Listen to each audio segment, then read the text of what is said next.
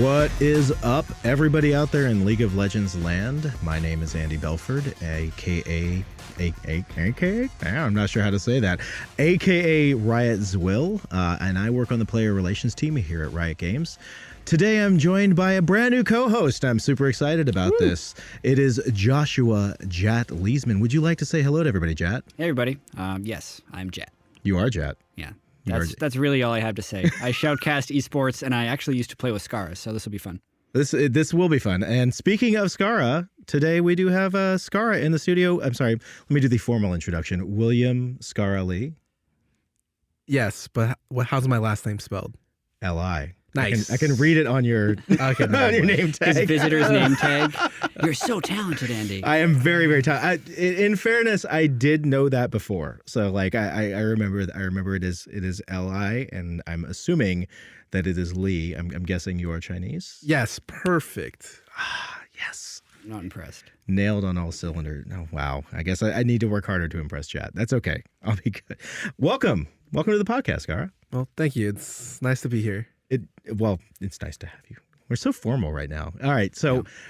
I gotta ask, I was watching your stream before I came in, and you seem like you're having a little bit of a rough day.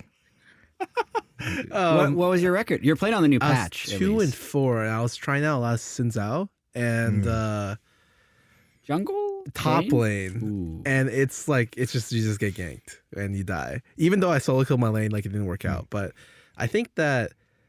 With the new dynamic queue, I've been queuing with a bunch of more people to try it out, and this time I had like the 3 people I was queuing with had different ideas of how to play the game, because whether it's like we're really super serious about winning or just here to have fun or all kinds of things. And I think 2 of the 3 people, or like we were all on different pages for it, so it was actually like not a fun day of streaming for any of us.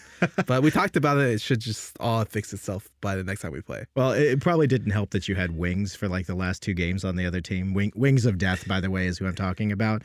He seemed like he was in pretty good games with Corky there. So, holy moly.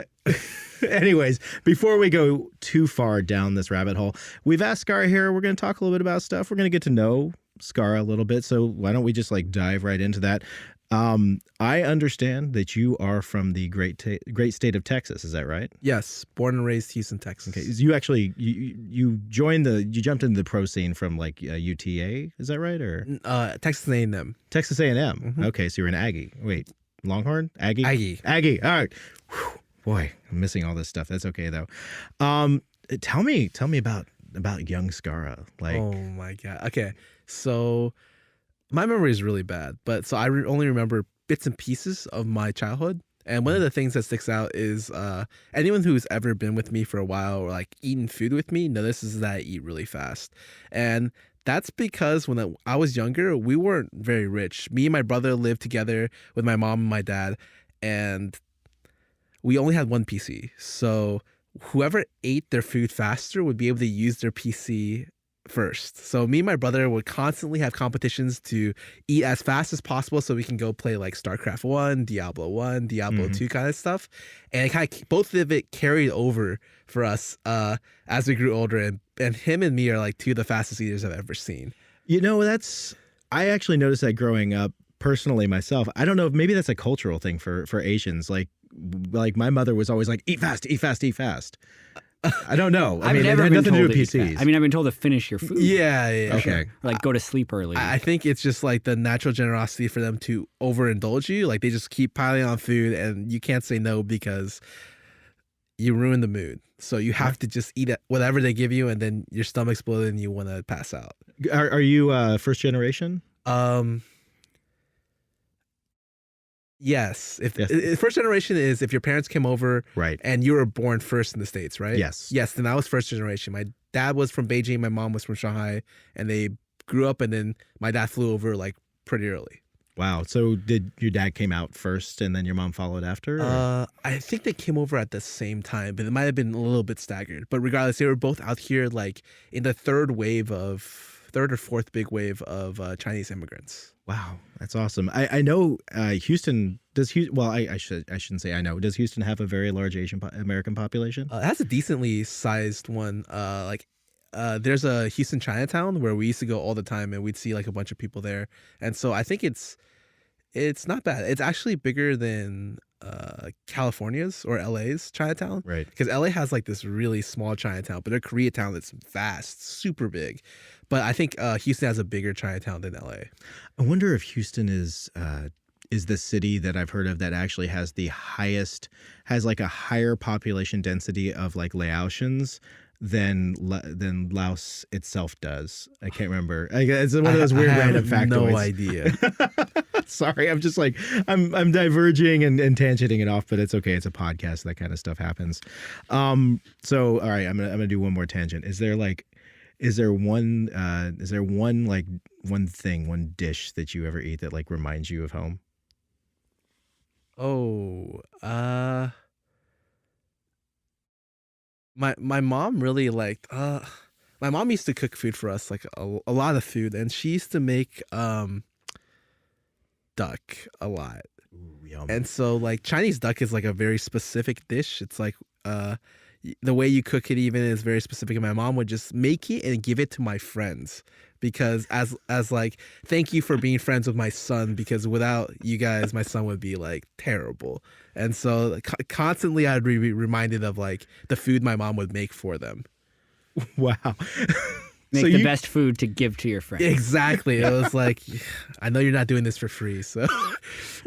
But you got some though, right? Oh yeah, of course. Okay, of course, good. Oh yeah, I love Chinese duck. Like for holiday dinners. Like anytime there was a tradition I had growing up, like my family would go out to like a Chinese restaurant, specific Chinese restaurant, for holiday dinners, and we would always have to like order 24 hours ahead of time the duck. Oh yeah, for us, we used to go to a Thanksgiving. Like didn't really exist for us. Like it was a more not a holiday for Asian people. And so our way to like kind of spin it was we'd always go to a Peking duck place and eat on Thanksgiving.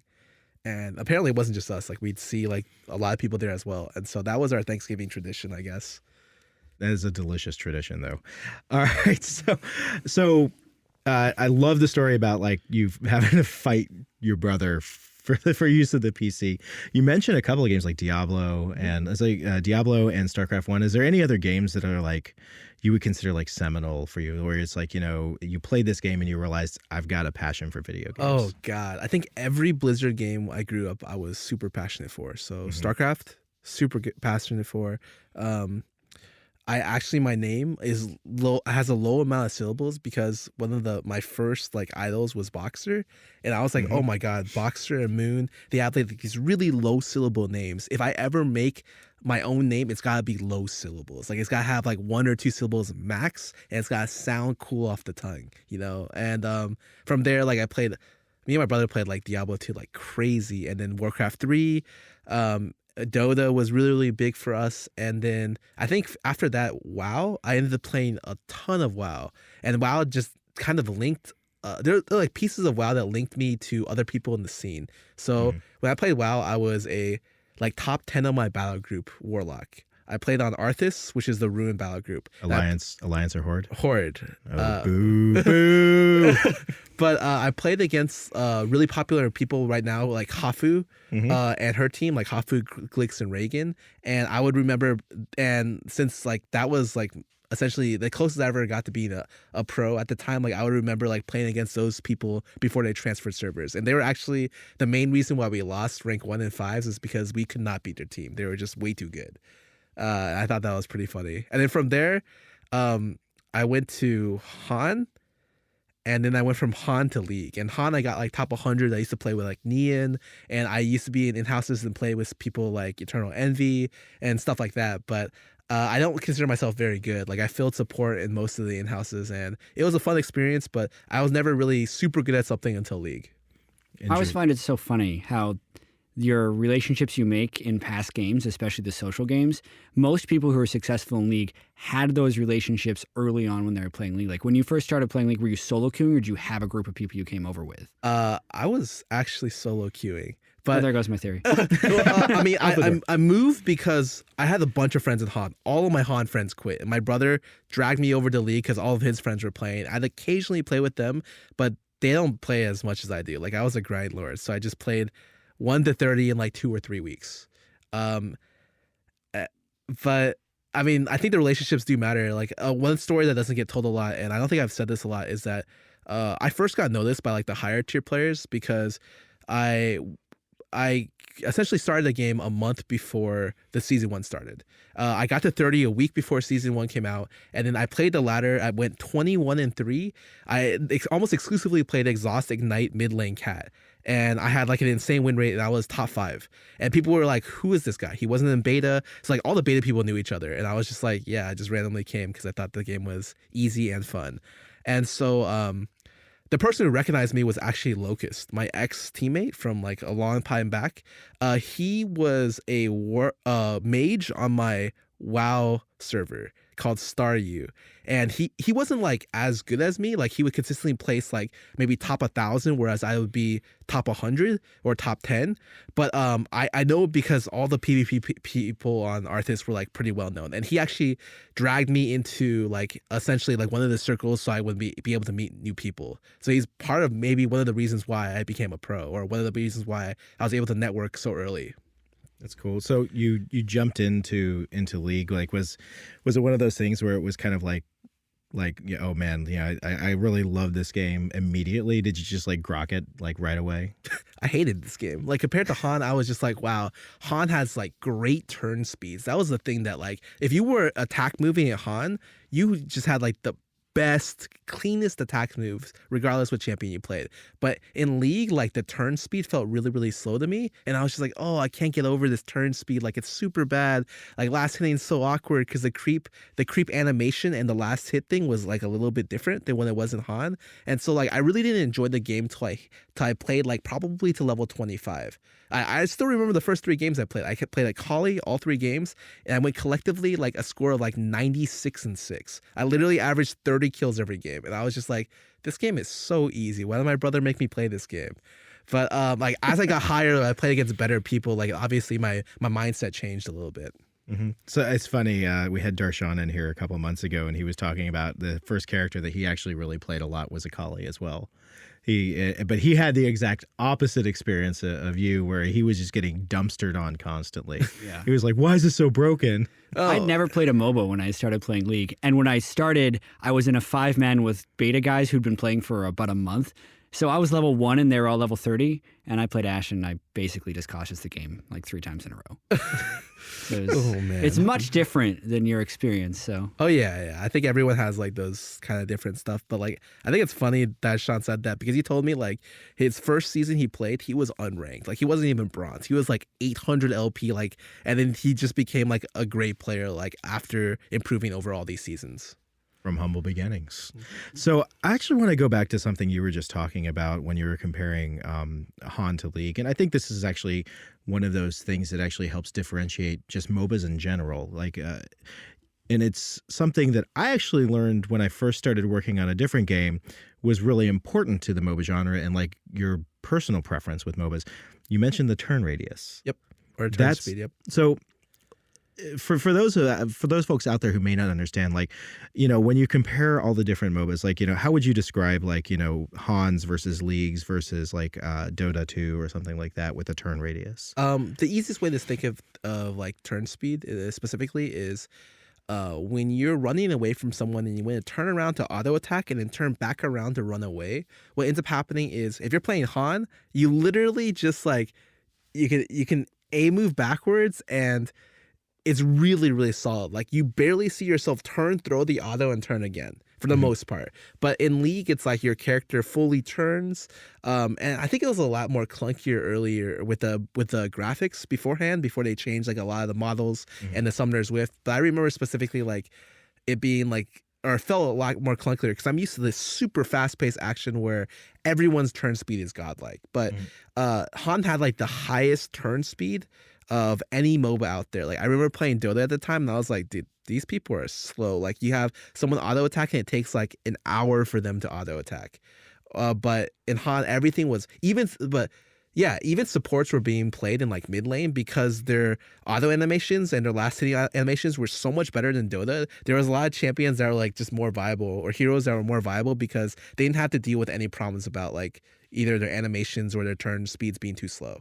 If you had to think about, like in Jet, you've been playing MOBAs for a long time too. Like if you have to think about last hitting and like the turn radius and stuff, comparing League in 2009 to League now, like is the does it feel better? Does it feel more crisp, or is it just something that we as MOBA players are just like this is what one of the things that defines League? I mean, I think League is something we generally get used to. One thing I like about League is the consistency of how every champion feels. Like there are very few spells in the game that are different than a quarter-second cast time, right? There's Morgana's Dark Binding that's like 0.15, and there's a few half-second cast times. But I feel like League is very smooth in that sense, even if it's not immediate. Like something like Han, yeah, you can press all your buttons really quickly. You can get your auto attack off while you're running, but you're losing the feel of the character there. So like at least in League, I feel like each character does have a distinct feel, and you get very used to their auto attack timing and attack frames and stuff like that. I think that Hans was just that like this overall standard was so high. Like in this situation, like a bad attack speed is like a Nivea and Karthus in League. Mm-hmm. But like those don't even exist in Han. Like the worst I think is like Nymphora and Glacius, which were the two supports, so they had like the worst attack animations. And it didn't even really matter. Like it was just like at the highest level, the fastest attack animation was like ridiculously crisp. I'm not that familiar with Han, so like Corki would be an example in League of someone with the fastest attack yeah. frame. And then so what like how would that fit in Han from like a spectrum of really quick to slow? I think he'd be like in the upper tier, but he wouldn't be the fastest. Like when I think of like super fast stuff, I think of like Razor, and then I think I don't remember what had a really, really, really fast attack animation. I think Razor is the one that like is really, really high up for me in terms of quickness. But I just remember like, yeah, it sucks because the first game I played in League in beta was Karthus, and so that's what really threw me off about the game. Up until I played more games, I just thought the game sucked. Yeah. And just so we're not losing too many people because we're getting like super technical here, when I say attack frame, that's how long it takes for your champion to complete an auto attack before you can move somewhere else. So Corki's really quick at that because his auto attack just flies out and then you can start moving around. So like really good players can kind of cancel the after attack automation and keep moving. Yep. But Karthus would be an example of someone who's really slow. So Scarra was looking for a faster animation there. Karthus's auto attack was actually changed in the rework, I believe. His older model was like much even worse. Yeah, I just remember Soraka, Karthus, Anivia were all like super all the bad. Slow ones. And then like champions would be released like Vel'Koz, and I was like, oh, their attack animation is practically instant. It's really interesting to hear this conversation. One, I'm learning a ton right now, so thanks for that. But it's like when you talk about that and like, you know, the kind of the satisfaction you get from the feeling of like, you know, something as simple as an auto attack, like I actually look at that as being one of the number one kind of like attributable factors to like the hugely successful games. Like you look at World of Warcraft, for instance, you know, one of the big reasons to me personally why WoW was so successful was because it just feels good to play. Like the abilities feel crisp, things feel, the word that I use is crunchy, but other people say like, you know, very solid and stuff like that. So it's a really interesting conversation. But so Scarra, for those of folks out there who don't know, Scarra was one of the first professional League of Legends players. Right? Season 1? Were you in season 1? Yes, but I wasn't a pro then because I remember like we didn't make the qualifiers because of it was like so close. We got to like the final game and then we just like couldn't close it out. Like we weren't good enough to close it out. So we were like the 4th place team to not go, but people would play us all the time because they thought we were better than most of the other teams. Yeah. The Season 1 World Championship had a fairly open qualifier, and the top 3 North American teams go. And I was actually like a kind of a sub for Scarra's team at the time. I'd scrim with them sometimes. What team was this? This was Rock Solid at the time, which later turned into Team Dignitas once Season 2 started. Okay. But yeah, Scarra, at least in my opinion at the time, was one of the, if not the best mid laners in North America, specifically in laning phase. So like his farm was always higher than everyone else, which is I think why people wanted to play against him so much. And it's where Rock Solid got a lot of their leads. But at the same time, not as much experience. I think you guys lost to Epic Gamer, which was Yeah. Dan Diddon's Westerize team, and that's actually where Doublelift and Dyrus went to the first World Championship.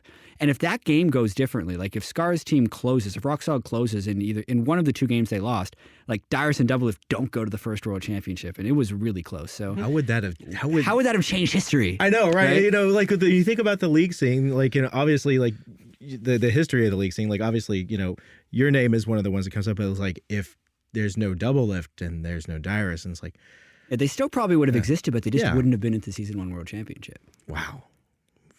It's funny to think of that as being like so long ago now, but that was literally only 6 years ago, or 7, I guess at this. Well, it's really 6.5 years ago. Only that's Only 5 years. That's an interesting qualifier there. Well, okay, you know, when you're talking to somebody like me who's been working in this industry for like a decade now, like 5 or 6 years doesn't seem like that long. But when you think about it in the life cycle of a game, and actually in the life cycle of esports, you know, 5 or 6 years ago may as well have been like, you know, last century. oh yeah, of course. Yeah, because esports is something like just it's this super nascent thing, right? It is still evolving, it's still growing. And that's actually something that Jat, you wanted to jump in to talk about, is kind of like the Wild West of that scene. Like, Yeah. Well, I mean, even after the failure to qualify for the Season 1 World Championship, when I actually joined Rock Solid at the pre-Season 2, like it wasn't even Season 2, because until the LCS happened, it was an open circuit, right? We accumulate circuit points by playing at different online events. Not as systematic as we have it right now. Yeah, and it would be like if you didn't qualify for an event, you're boned because you wouldn't have access to any of those points. Yeah. And some of the events were invite only, which was the craziest thing. So like you needed a reputation from other events. So for instance, one thing that we kind of built our reputation up on was this Well Played tournament, like the Well Played Rampage tournament, which was this King of the Hill thing. And we would get like $200 for winning or something, and we decided to play right at the very start because we thought that was the easiest way of winning a game. And then we ended up running the table and winning every we won every game single in game. Rampage. It was actually like really nice, and at the time, I think it was the best produced online tournament because this is before TSM tournaments start holding their own like qualifiers and weeklies. It was like really, really cutting edge kind of stuff. And actually, the Well Played guys are still around somewhere. I don't exactly know what they're doing right now, but they're still out there. Well Played is running a lot of collegiate events and stuff like that, I believe. Still, like they're definitely still around though, for sure. We actually have several members of the collegiate team that came from that organization. I think Michael Sherman and a couple of other folks. So yeah, it was just a crazy different scene. And I was kind of wondering, Scar, since I've been on the Shellcaster side of things for Season 3 in 2014, since technically we're not calling them Season 5 and 6 in esports, it's the 2016 season, but what was it like to grow through pre-Season 2 to the Season 2 World Championship to actually having LCS with fans every week, and just that progression? I think it was crazy because I remember like Season 2, like sure, like people tell you're fans and your Twitter following goes up because it's like the only way you can ever contact your fans. And then you use Reddit a lot because it's also the only other way to really talk to your fans or stay attentive. But then once the LCS came out, it's like stuff went crazy. People would recognize me on like streets. If I ever went to some place that was very Asian dominated, especially in LA, like they would recognize me because that's just like a really good demographic for League or LCS watchers. And so they'd be like, "Oh my God, are you Scarra?" And I'd just be like, that would actually be like the line that all my friends were like, "Oh my God, it's Scarra," and they would just say that really loud and just walk away. And I'd just be like, "What? I can't do anything." So I think that it was crazy the amount of attention that like just exploded, you know. Aside from that, like it became more structured, but because of that, you lost a very unique thing where like you would be able to fly to different countries. Like I remember I went to Ukraine. I almost died because I thought that it wouldn't be that cold, which don't worry about this. I didn't think it was that cold. And I also thought that me and Void took a cab and they like dropped us off at the wrong place. And so we were just like, we can't speak the language. We're in the middle of nowhere. This isn't like the place that we need to go. And we just ran to like we found a land cafe, and then someone asked us if they wanted them to drive us to the place. And we were just like, we could die. Like we could It was chaos. Wait, was it? It was chaos. Well, I remember when we played in New York with Voy Boy, he told us a story of how he didn't wait in the taxi line. There was just a dude there who's like, yo, do you need a taxi? And he's like, yeah, of course I need a taxi.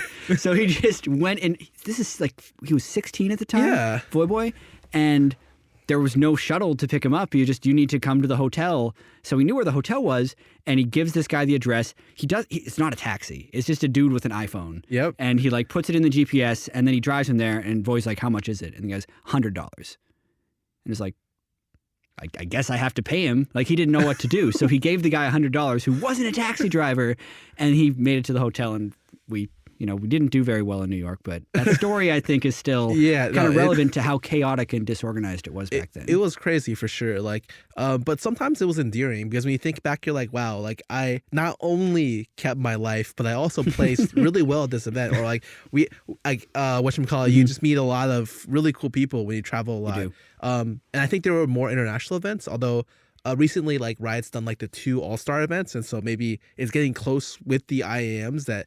But there's no way it happens as much as before, and I think that was like really nice in some sense, you know. Yeah. I think at the end of it, I got super sick of traveling because I would literally be traveling every other week, and I had to give up school to travel to Korea to play in the OGN, which I have absolutely no regrets about. But just being able to be like the flying part of traveling sucks if you do it too much, and then.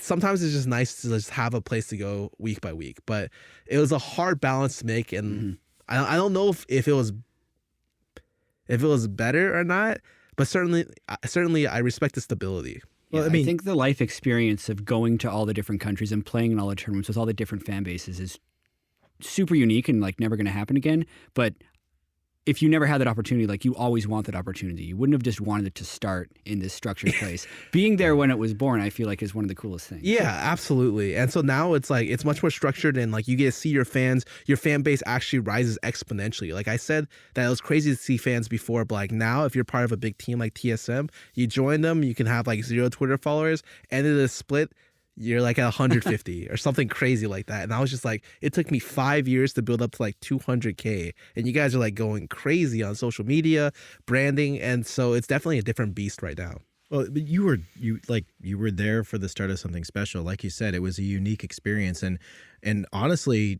nobody in esports, or at least like within the league scene, is ever going to experience something like that again. Like because teams like you all in like season 1, season 2, and all this stuff, you blazed the trail.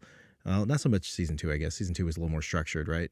The ending of season 2 became more structured. Like even pre-season 2 was still just circuit events. So you have to qualify for IEM Providence, and then you have to qualify for IEM Dallas, and then you have to qualify for or get invited to IPL 3 or IPL 4. It was actually nuts, but like I liked it. It was just crazy because with the lack of time in between, and there's so many like changes. It was just like, oh, we go into an event. All right, we have 2 strategies. Let's hope it works out. And it's like, well, they banned our strategies. What do we do now? Like, it was just really, like haphazard. You know, people aren't as serious about it or weren't as serious about it. And I think that, you know, there was a kind of,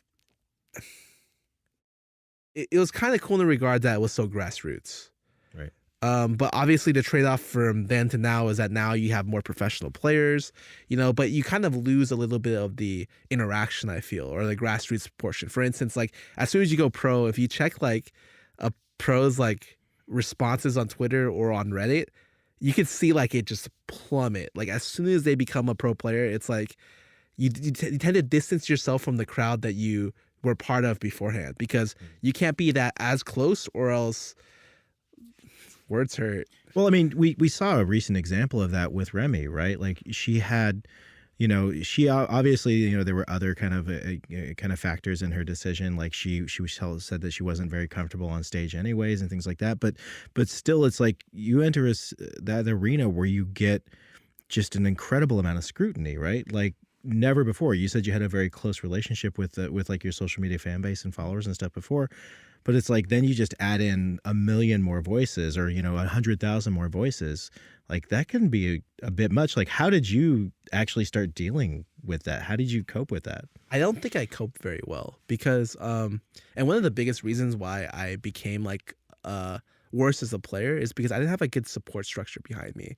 I think there's like some study I was reading about how especially when you're doing sports like this, or like really really stressful environments, you should have like someone you can lean on. Usually that's like friends and family outside of this scene. But for me, like leaving Houston, my family, my brother, my dad, my mom all went to China for work or for schooling, and so that left me alone, and I left all my friends in Texas to go to Korea and then go to LA. So because of that, like I was essentially stranded by myself, and it was kind of difficult for me to make very close friends. So when push came to shove and I wasn't playing that well, usually the people who used to give me strength was like, oh, I'd have people who tweet at me and be like, dude, you played a great job today. But it turned out to be like people who would tweet at me and be like, you suck. yeah, you're like terrible at this game. You should just quit. Like, and because of that, and because I didn't have an accurate or like a good support structure to deal with it, I felt like that was a lot of the reason why I ended up holding myself in rather than being able to find like more effective ways of dealing with it. And now it's like not big of a problem because I recognized it and realized that like, yeah, I need to be like more understanding of situations like this. But at the time, I was just like, what do I do? Like, I'm playing bad. My only solution, play more. So it was like, I was playing bad, and I was like, you know what I have to do? 14 hours a day. Or I actually went 16 hours a day, and then I burned out, so I went to 14 hours a day. And I played 14 hours a day the entire rest of the split. And so it was shocking to the people on my team, because at one point we were eating out. I was just like, I have the most solo queue games of anyone in the team, right? Because they were just like, for some reason it came up, and they're like, there's no way. And Crumbs and Cutie and Kiwi all pulled out the phones and checked, and they were just like, that's impossible. Like, I like 16 more than Crumbs, who was the second highest. And it was just like, Kitty was like in disbelief. He was like, I play every day when I wake up from like 7 a.m. to like 12 when we scrim. And I'm like, yeah, but I just play a lot more at night. And so that wasn't a very effective way to get better, but that was at least like my like really, really messed up solution to being like playing bad at the time. Do you feel like maybe that was a bit of a coping mechanism? Oh yeah, of course. Like I think at the time it was like, because I wasn't playing better and didn't have a good support structure or friends to really talk to about that, I was like, what can I do to get better? And I didn't have coaches or people who were like really help me at the game. At the time, for lane matchups, you'd like Skype someone else. I'd be like, Shifter, what do you think about Diana in this matchup? Or like, hey Link, what do you think about this situation? But like in terms of like the more serious stuff, like how they get better, I would like literally turn on Apto replays, put it on my other screen, and just grind for 14 hours a day and be like, hopefully by being able to expand on this, I can get better at the game. But like it didn't really help my biggest weakness, which was decision making. And so like while I may have gotten better in matchups or mechanically, it wasn't a very effective method to make me a more well-rounded player. Yeah. I think it's one of the things that people don't talk about that much, because no one wants to admit that they couldn't cope with criticism well, or that they couldn't find a way to improve. Like everyone just wants to say that they were able to do it. But I do think it's so difficult to filter out the noise of feedback, and so important to have that proper structure in line. Because if you're doing poorly and you need to make improvements, you need the trusted voice that is willing to tell you that in the right way. And you also need that trusted voice to also be able to give you kudos and props when you do properly. But at the moment, if you're a pro player, you have your Twitter following, the Reddit following, post-game threads, and that is just, it's not enough. Like it's mostly negative, it's meme heavy, and you're just, it's also on guys that haven't been in the spotlight before, don't have a lot of sports experience or any of that stuff. And 18 to 22-year-old kids, how do adults deal with this, let alone people who just are out of high school? I think one of the biggest things also is that like at some point like your team loses confidence in your ability to play. That's the worst. And what happens is when you play, and especially if you don't have a support structure, you lean on your team a lot, because who cares what random people say on Twitter, right? Like I don't care as my team tells me I'm doing great, I'm doing great. But at the point where like your team's not defending you for people out there who are calling you like garbage, like I feel like it can really like mentally, it causes a lot of mental stress onto a player. Like a good example of that I thought was like a lot of past CLG or like when I left, like I don't think I got much support from my team. It may have just been like Kiwi who was actively supporting me. For the most part, people were just like, yeah, he's not that good, but maybe he can play well at some times. And I'm just like that kind of vibe is not the kind of vibe that will make you a better player, right? I think right now with the more structure, that's not as much of a problem because you have people like monitoring like mental situations, you have sports psychologists coming in, and so like being able to balance that stuff is a lot easier. But before, like even on COG, I feel like their atmosphere has been really, really like toxic in the past. I don't like using that word. Super overblown. But one of the biggest things was like, yeah, once someone like looked at someone and was like, that guy's no longer good anymore, I felt like no one had confidence in their play. Like Gigi, Hotshot, Link, all the people who eventually left the team, whereas it was because, okay, well, I don't even think they're bad players. But what ends up happening is no one has the confidence to believe in them. And because of that, like that mental pressure is too much for someone to deal with, especially without many people to be able to support him. And it's self-fulfilling too, because if your team loses confidence in you, they're not going to support you in game, which is going to perpetuate poor results, which is going to perpetuate the feeling of you're not doing well. So it's really important that you have someone above the team to fix those things. That's kind of like coaching and team environment 101 that we're slowly learning about in esports culture. So Scar, when did you have like your moment of clarity around this understanding? Because it sounds like you actually have come to a very kind of zen place about this. Like you understand it. Like what was like the catalyst for you that really? I think I took two times where I took a lot of time to be introspective. The first time was when after the split where I got replaced by Golden Glue, and then they called me while I was in like Vegas or PAX East or something, and they're like, "You're playing next week," and I'm like, "You guys messed up. Like, there's no way I should be doing this. Like the team needs you." And I'm like, "Okay."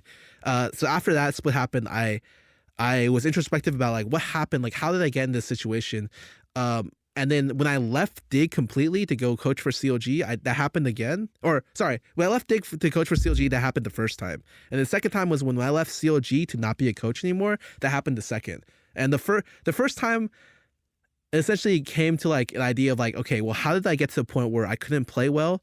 Like, what was the problem? Like in all these situations, and I was really honest with myself. I was like, look, like mechanically, like maybe you may not be the best, but I think the biggest problem was like your decision making was just really, really poor.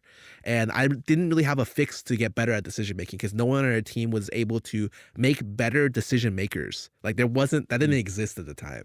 And then after CLG, I realized like I had another introspective moment where I was like, do I really enjoy coaching? Like, for me, it's like, okay, well, what are the top things that you've done in your life? Streaming, playing, and coaching. Is coaching like what you're passionate about? And I look at other coaches like Tony Gray, who's like I really want to coach. Like even there's no off time for coaches. Like especially early league coaches, they don't have time to themselves. If you're not playing, like it felt really bad for me because anytime I streamed when I was a coach for CLG, I felt like I should be using that time to prepare or help the team prepare. But like, and so there's no like sports psychologists, there's no like managers, there's no assistant coaches. And so like I remember reading a lot about how like Coach K, really famous basketball coach, who's considered to be one of the best of all time, works with like 2 managers, 3 assistant coaches. Like he's able to balance the workload, and then he just has to decide, okay, like what does he say to his team in the locker room? Like what does he do in these situations? Like, and he paints the overall picture, and then he has people who help him fill it in. Whereas for you, like as a coach early, it was like, okay, you're also the manager, you're the babysitter. Like you need to go eat. They need food, you have to go get them food as well. Like it was just like. It was like you covered so many roles that it was hard for you to be really, really effective at one. And in hindsight, I look back and I'm just like, I may not have been, like, I was really good at directing in terms of conversation flow. And I felt like I was a better positional coach than I was as an overall head coach. And because of that, I was like, I'm not really super passionate about coaching. I don't want to waste CLG's time because I literally got the offer to be coach right there. It's not like they dropped me. They were just like, we want you to be coach next split. And I'm like, no.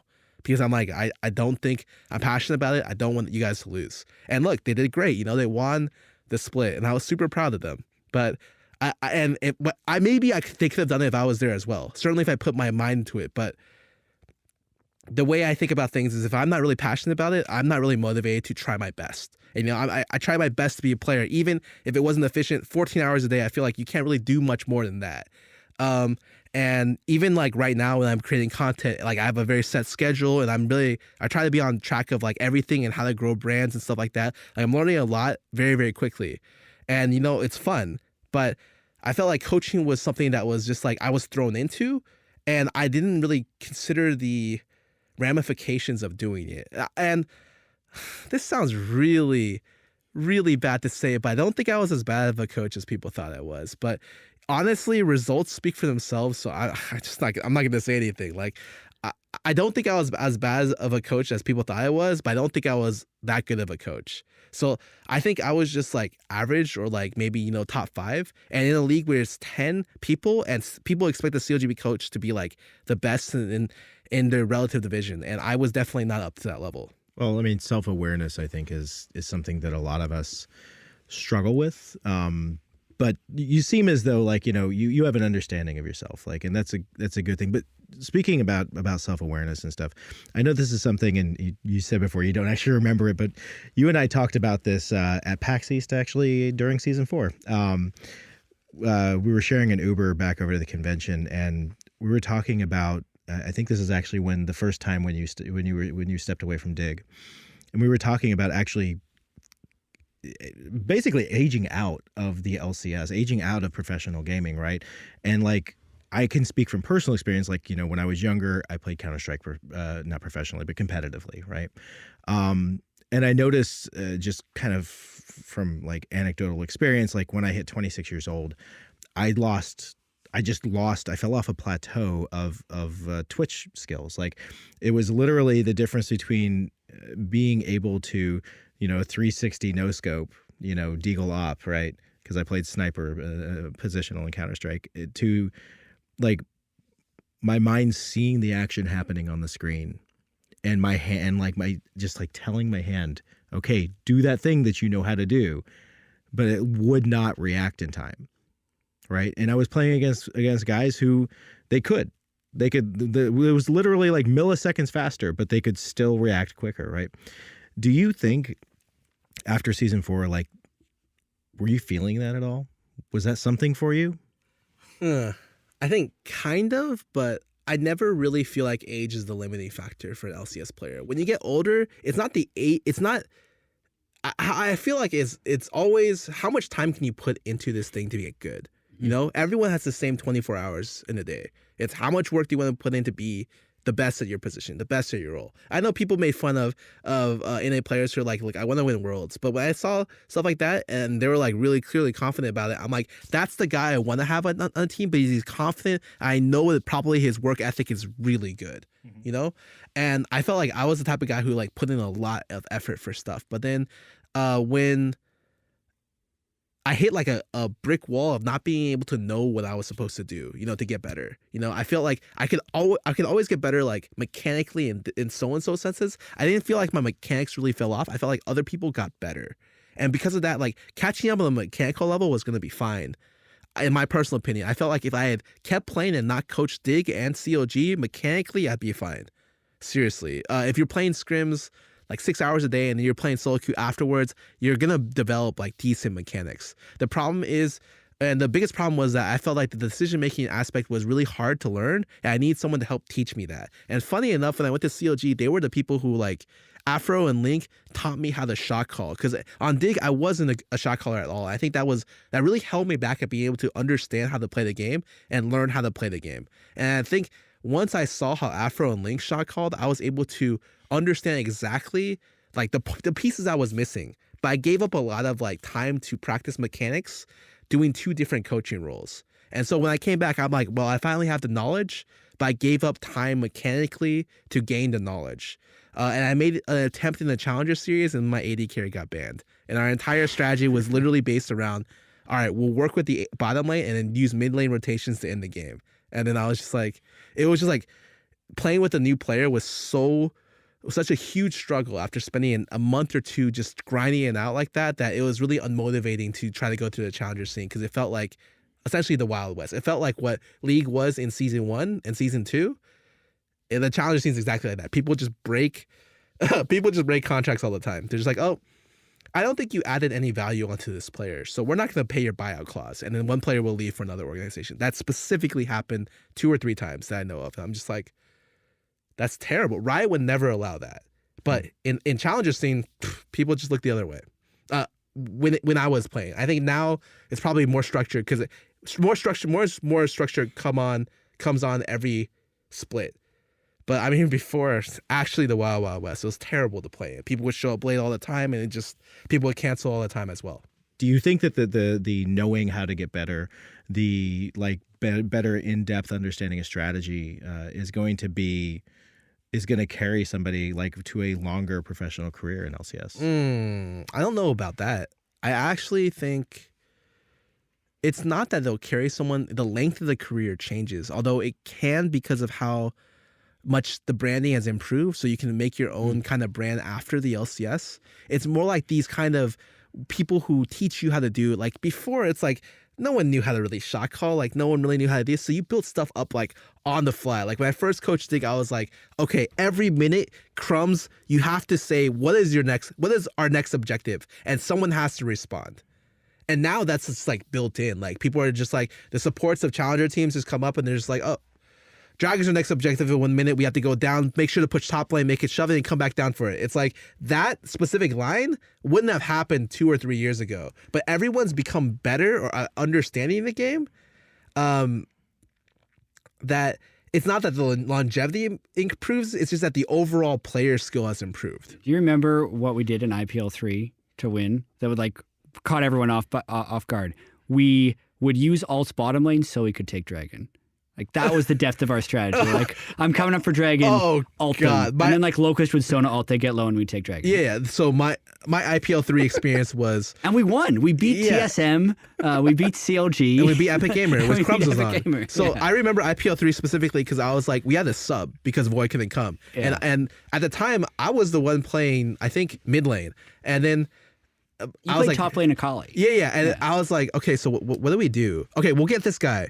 We've seen him around, like he's been some places. Yeah. And then so he's like, what can you play? Morgana mid. I'm like, let's just hope they don't ban it. And so I went top lane and I'm like, and at the time, Kali was really good and we thought it was really good for the tournament. And people were like, how many games have you played it for? I'm like, recently none. But the tournament's in like 6 or 7 days. So I could probably just play enough of her to be like decent on her. Nowadays, that's like ridiculous. That would never happen. But like we got a sub mid laner who like didn't get banned out, just got to play his champ. And I remember like solo killed Hotshot on Galio, and I was just like, wow, this champ is busted. We had a system, and that was enough. Yeah, right? Exactly. Like we had like some outline that was like completely transparent, but at least the outline existed. And other teams were like, holy shit, this champion looks really good. And that was like the edge of their strategy. Like the other edge is like, this guy plays a really good champion. Should we consider banning it? Yeah. And it's like, wow, no, that's like really in-depth stuff back then. It's like, well, we can use bans to ban out good champions? Wow, that's crazy. But the game has evolved to a much better place. It's a much more refined. I mean, you talk about that, and then you think about we have coaches and we have analysts, and then the analysts have analysts. I mean, it's...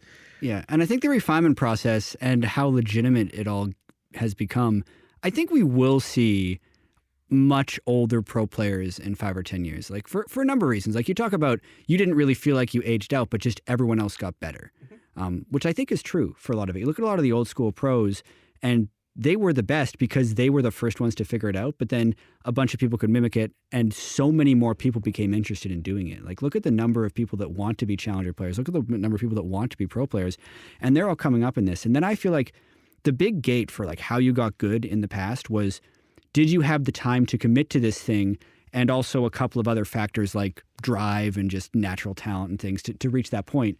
But then you hit the age of 22 and there's no career, so you have to work 8 hours a day, or you have to make sure you're getting really good grades in school, or you have to, actually live life, right? But if there's an infrastructure in place where you can actually live life because all those things are taken care of and you get to focus on League of Legends, I don't feel like you will run into the same time constraints when you're 25, when you're 26, when you're 28, when you're 30.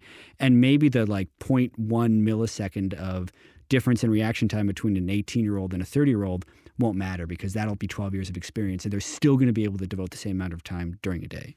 I for the most part agree with you. I think that we probably will see older pros, but they'll definitely still be on the cutting edge. like, or the exception, sorry. Mm-hmm. The reasoning is as you get older as a player, you tend to develop really specific actions for how you're doing it, how you think about the game, how you think about specific things, how you think about CS, where you ward. All those things are so ingrained into you. You don't have someone constantly questioning yourself. When you're younger, you know, you're a sponge. You absorb a lot of stuff. Oh, that didn't work. That didn't work. But when you grow older, you're just like, well, I've been doing this for so long. And it's worked well for me, but I don't know if it's super optimal. So being able to self-evaluate yourself and put yourself in a way where you're looking at yourself from the outside perspective and be like, well, the way I did that was wrong. Like typically what happens is your foundation isn't as good, and then you built yourself up on a really bad foundation. So having to re-break it and build yourself back up is a very, very difficult task. That's why I feel like there's a lot of different ways you can go around it. Like a lot of it is just like, okay, coaches will tell you how to play,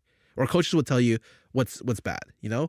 And other ways I feel like that other people have done it is the Kohai method, which is you get essentially like a younger player and you teach them, and you're essentially like his teacher. So you and the younger player, the younger player will ask, why do you do this kind of stuff? And when you respond, I feel like the ability to teach what you know is when you really, really understand what you know. So when you respond, some of the times the stuff you'll ask is like just stupid. They'll be like, okay, well, what do you think about this situation? I'm just like, no, this is stupid. Like you just last hit the minion. Like just don't go into the river at 2 minutes because you might die.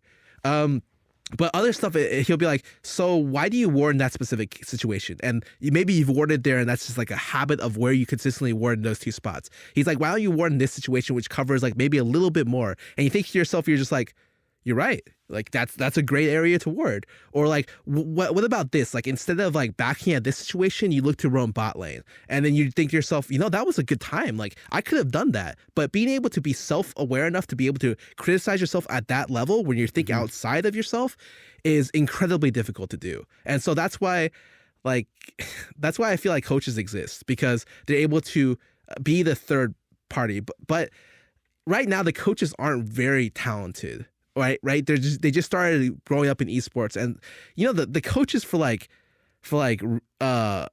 basketball and like all this kind of stuff, football. If you look at the salaries for the coaches, or like what the schools do to accommodate a great coach, what are they gonna do? All right, we'll pay you $250,000, or relocate your entire family to my college, and all of your kids from like life or for life are just able to enter our college for free. You know, there's just so much. Like that and to the point where you're able to learn about like sports science and even major in sports science, because there's just such a history and such a like calling for it. But in League, everything is so the coaching scene is grassroots, and so you'll have people come out, like sports psychologists come in, but a lot of these players are like people who are ex-players or all that stuff, and some of them are good, some of them didn't work out. Like I didn't work out that well for CLG, but some of them like probably and to a lot of extents, Broken Shard worked out decently well for a lot of the teams he was on. And so I think that as the years go by and the more money that's in the scene, you'll be able to develop like these fully fleshed out management staffs that are able to critique individual players. You give them health plans, you know, all this stuff. And I think that stuff is really will like allow players to play at the peak of their level and stay there consistently. I'm not saying that doesn't mean that like players will be able to come in and knock them off, because I think especially in this game, it's really scary to have like younger talent come in. But I think that if you're good, and if you're able to follow or able to or I guess just smarter than the other people, you'll be able to extend your career maybe by more than what I suspect.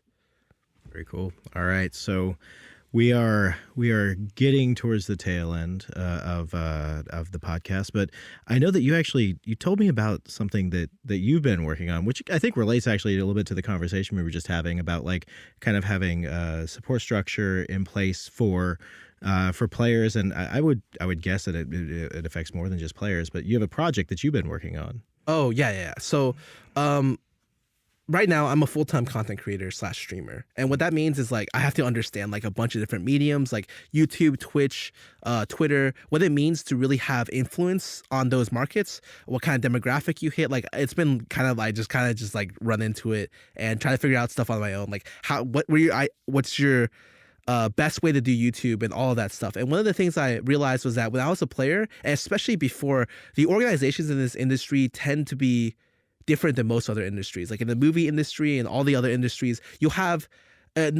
never have the organization control like the sponsorships and the talent. Like they're essentially agents for the players as well as the actual people. And when you talk about the organizations, you're talking about the teams. Yes, exactly. So teams like COG, TSM, Cloud9, I'm not looking to trash talk them. I'm just saying that they tend to have their own like when they look at players, they try to balance for the players and balance for the orgs. But a lot of times that's really counterintuitive because you can't really look out for individual players as much as you're going to want to look out for the organization as a whole. And I think that because of that, there really hasn't been a lot of times, especially in season 2, season 3, people were signing really, really bad contracts. Maybe not me specifically, but I knew a lot of people out there who were like literally signing like, all right, to play in the challenger scene, well, we'll give you $500 a month and you're signed for 2 years. And it's like, well, if you want to buy them out, you owe the organization $50,000. It's like, that's ridiculous. Like, that's not even a salary, that's a stipend. And so because of that, recently I decided to start a talent agency with some people that I've been working close with that have been doing this in a bunch of different other mediums like film, and film, videography, all of that kind of stuff. And it's called, actually, the funny thing is the name. When we decided what should we call our thing, our organization, or what should we call our agency, our agency is called Union. And so I remember that union is a really big buzzword in the scene because everyone's like, the players need unions to help them out. You know, they don't go into bad contracts and all that stuff. And that's what I think that I want to try to do. I want to make it so that the players are the people that we care about the most, and the talent that we sign on are the people that we care about the most. So it's union spelled like UNIUN. So it's a little play on the words, but it's something that we are working on and something that is going to be released, I think, this Monday, right after. It's either Valentine's or like right after Valentine's. So Valentine's. So yeah, by the time this podcast releases, you will have announced it already because we release on Thursdays. Yeah. So, sounds exciting.